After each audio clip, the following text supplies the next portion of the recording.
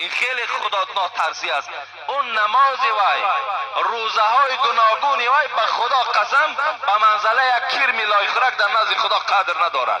بعضی هاش میگن حاجی اجازت نمیدهی که یک لط کوبش کنی، معامله هاتون خوب کنی که آینده دیگه ما را هم گوش نمیکنن، در کار شوند دیگه شما را حتی قتل تا نمیکنن. به تو اعتقاد دارد زنا میکند. برادر عزیز، از شما خواهش دارم که با یک سوال من که نافهمه هست جواب گویید. مادر من 5 وقت نمازش را میخواند، روزه های گوناگون میدارد، لیکن وی با فرزندهای خود را فقط دعاهای بد و میگوید که در دهن شما فلان و بهمدان کنم، که ما شیر این مادر را همه فرزندان خوردیم. میگوید که مادر خوب شد، خوب وانیش کن. آخر ما فرزندانش همه نمازخوان و اسلام شناس هستیم.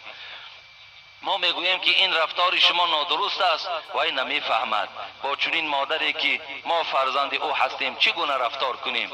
التماس با این سیاه‌بختی را روشنی اندازه، زیرا که ما نمیدانیم چی کار کنیم. این سوال را به آیت های قرآن و احادیث های نبوی فهمانید و در آخر در حق این مادر عزیز ما دعا کنید که خداوند مهر فرزندی را در دل و ایمان او جای کند و در حق ما نیز دعا کنید که ما برادران مسلمان های شما هست، مخلصان شما هستیم.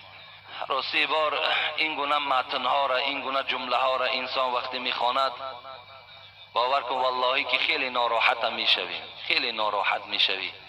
وقتی که مادر یا پدر فرزند را حقارت میدهد، وقتی مادر دهان چی دختر باشد چی بچه نام میگیرد، این خیلی گویم از ایمانداری و از خدا ترسی خیلی و خیلی دور است.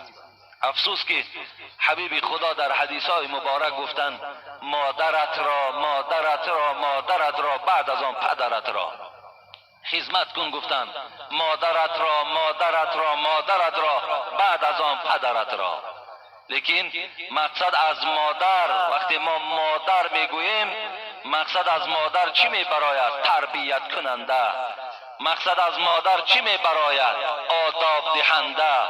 مادر وقتی میگوییم مادر شخصی باید باشد که همیشه در بهبودی فرزند کوشش کننده باشد، بهترین تربیت کننده این فرزند آشنا و شناس میکردگی به سوی خدا باشد. وقتی این گونه مادر این گونه معامله را به فرزند میکند، آیا نمیداند که برنامه اسلامی را وی ویران کرده است؟ آیا وی نمیداند که از نام این گونه مادر نام مادریش خط زده می شود؟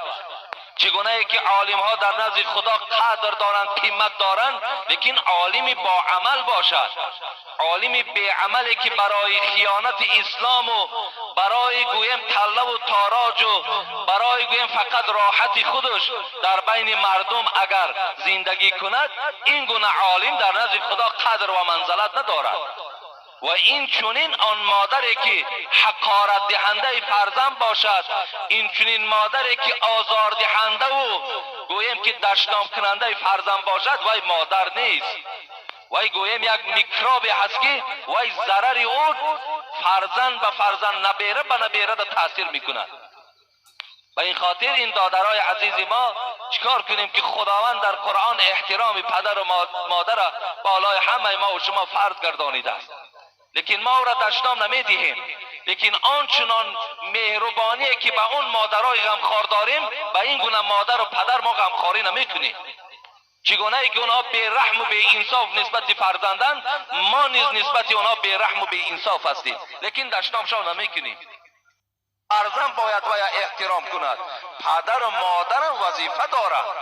وظیفه اونها چیست؟ فرزند باید خوب تربیت کنند، فرزند باید با خدا شناس کنند، فرزند نام خوب گذارند، فرزند خط نکنند. این وظیفه های پدر و مادر است.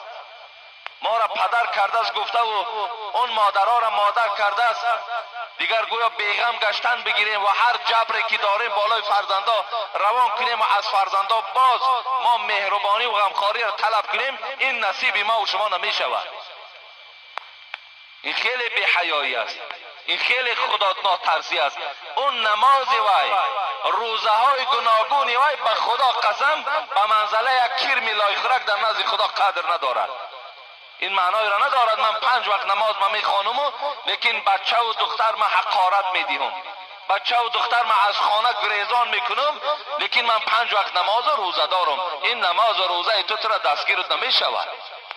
خداوند در قرآن صراحتا گفته است نماز انسان از کارهای بد باز می‌دارد. پس چرا این باز نداشت؟ حالا که خدا گفته ایستاد است تو نماز بخوان الله تو را از همه کارهای بد باز می‌دارد. معلوم میشد که نماز این دروغ است، نماز این از برای خدا نیست.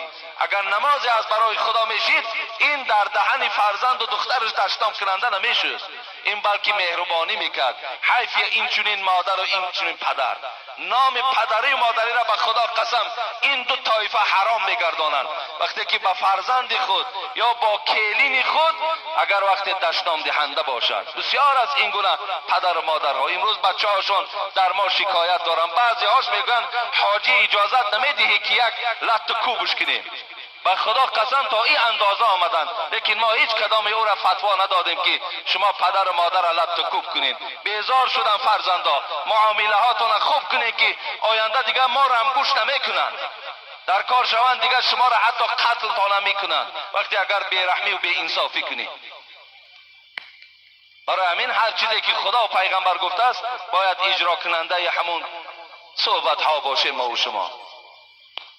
بسیار باور کن خیلی خیلی بیناموسی و شرمندگی است که پدر و مادر به فرزند بیرحم باشد، پدر و مادر غم فرزند نخورد، پدر و مادر فرزند در دهانش دشنام دهد. این خیلی بی انصافی است. بعضیاش باز افتخار هم دارن وقتی میگوی که برادر عزیز همین بچه تو به من شکایت کرد، از بالای تو شکایت کردگی است، همین هم نکن. وای میگوید اگر با اینها همین خیر رفتار نکنی اینا تو را گوش نمیکنن. نه، برعکس اینها تو برعکس به سر خود دشمن تربیت کرده ایستاده ای، دوست نه. السلام علیکم و رحمت الله. اکای حاجی میرزا خداوند تنی سالم شما را بردوام نگه دارد. بعدا ما یک گروه جوانان و پیران یک دهه خردککی دوردست ولایت ختلان به ساختن یک مسجد 5 وقته شروع کرده ایم. مبلغ‌های جمع کرده در دست یک مرد دهه جمع می شود. بعد از چند روز آن مرد پولهای جمع کرده را نمیدانیم به کجا صرف میکند. میگوید که پولها تمام شدند، که این پولها را ما از مردم این دهه و دیگر جایها با راه طلبیدن و التماس جمع میکنیم. الله که معلوم شده است که این مرد روی راست پولهای مسجد را به کیسه خود میزند. آیا ممکن است پول مسجد را دزدیدن؟ موسفیدهای کلانسال میگفتند یک خس مسجد را دزدی در نزد خداوند جواب میگویی. از شما خواهش دارم که با ما این نقطه را فهمانید و در حق ما دعا کنید که ما زود و سبک این کار خیر را انجام دهیم و این مرد شنود، زیرا که به شما اعتقاد دارد. بسیار اعتقادهای ما را میگن به تو اعتقاد دارد عرق میخورد، به تو اعتقاد دارد زنا میکند، به تو اعتقاد دارد ای مسجد پولش میدزدد. هیچ خیلی اعتقاد است. و کسی به ما اعتقاد دارد، به ما اخلاص دارد، تا امروز هیچ کدام او را ما به عرق نوشی و او را به زناکاری و او را به آدم کشی و او را به دزدی هیچ وقت دلالت نکردیم. برعکس از اینها ما اونها را باز داشتیم. این اعتقاد ندارد، دروغ میگوید. اگر این اعتقاد می داشت این جنایت وزنین دست نمیزد. در هر یک مسجدی که اگر دزدی برپا شد و مسجد آباد نمی شود هیچ وقت. هر یک مبلغی که از شما می آید الحمدلله که وقتی که جای خودش در صرف می شود همون کار فیض دارد، برکات دارد. کسی که البته پول مسجد خیانت می کند، پول مسجد مثال گویم در هر جایی که خواهد صرف می کند، این دور نارفته البته جزای اینو می گیرد. در مردم تاجیک ما و شما یک مثل است که میگن که دزدی و غریب پس همون نجاست خر است.